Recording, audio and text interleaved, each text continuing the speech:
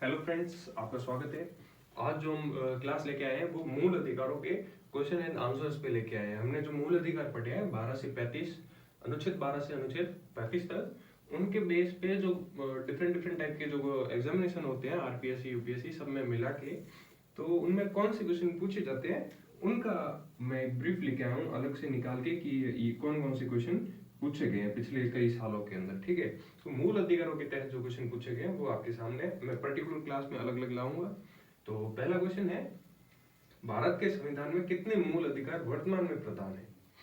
भारत का जो संविधान है उसके अंदर हमें कितने मूल अधिकार है? आपने क्लास देखी हो तो आपको पता होगा, हमें यहाँ पे 6 प्रकार के मूल अधिकार दिए गए।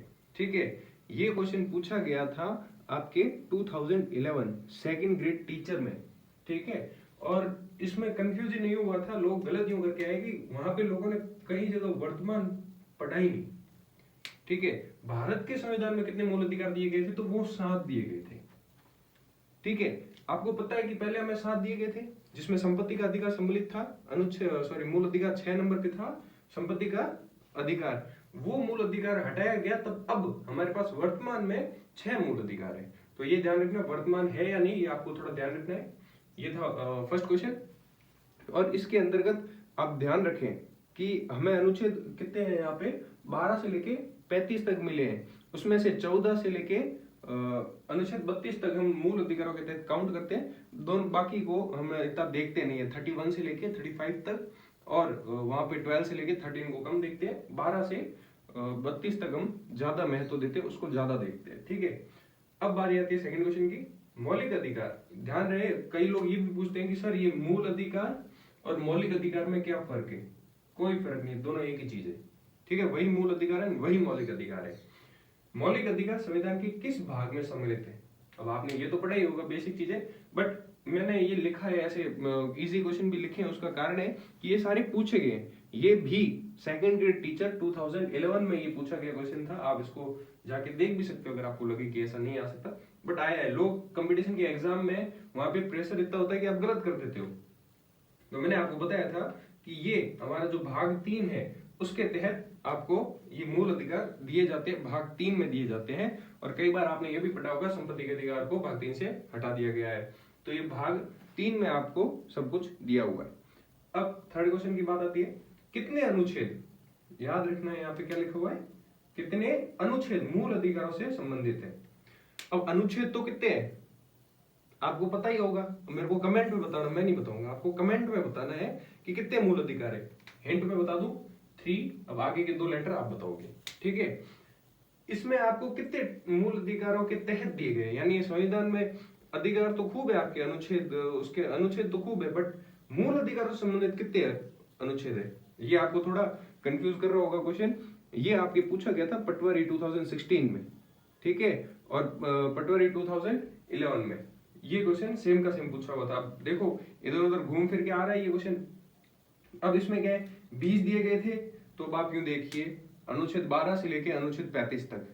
ठीक है, तो 12 से 22, 10 तो ये हो गए, 22 से 32, 20 तो वैसे ही हो गए, तो फिर 35 और 34 और 33 कहाँ जाएंगे? तो 20 तो है नहीं, 3 और बच रहे, तो मतलब 23। ठीक है, 12 से 22 10 हो गए, 22 से 32 20 हो गए, प्लस 3 और जोड़ दो क्योंकि 35 है ना टोटल हमारे। ऐसा नहीं है ना कि 12 से 32 थोड़ी है, 35 तक है, तो फिर 23 होंगे। कई लोग ये गलत करके आए क्योंकि उनको यही लगता था कि मूल अधिकार केवल और केवल 12 से लेके 32 तक होते हैं, 33 34 35 वो अनुच्छेद पढ़ते ही नहीं है। ठीक है, तो यह ध्यान रखना है कि हमारे मूल अधिकार है उनके तहत अनुच्छेद 12 से लेके अनुच्छेद 35 तक आते हैं। उसके तहत 23 मूल अधिकार हमें 23 अनुच्छेद हमें मूल अधिकारों के तहत मिलते हैं। नेक्स्ट क्वेश्चन है, मूल अधिकार नहीं है। अब इनमें से कौन सा मूल अधिकार नहीं, वो आपको बताना है। हमने सारे मूल अधिकार पढ़े हैं। ठीक है, पहला ये कह रहा है संवैधानिक उपचारों का अधिकार। ठीक है, दूसरा कह रहा है संस्कृति एवं शिक्षा संबंधी अधिकार, तीसरा है भारत की प्रभुता बनाए रखना, और चौथा है धार्मिक स्वतंत्रता। अब कौन सा नहीं होगा? देखिए हमने पढ़े थे, उसके तहत पहला मूल अधिकार क्या कहता था? समानता का अधिकार 14 से लेके 18।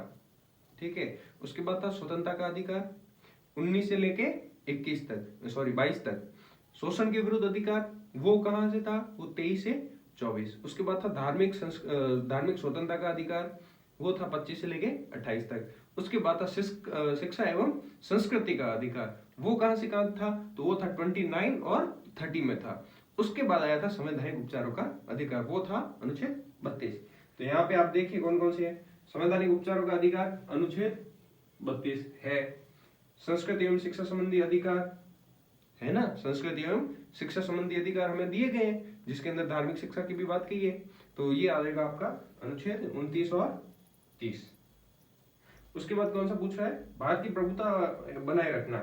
जी भाई ये तो मैंने नहीं पढ़ा, ये मूल अधिकार मैंने नहीं पढ़ा, मूल अधिकार के तहत ये अनुच्छेद मैंने नहीं पढ़ा है।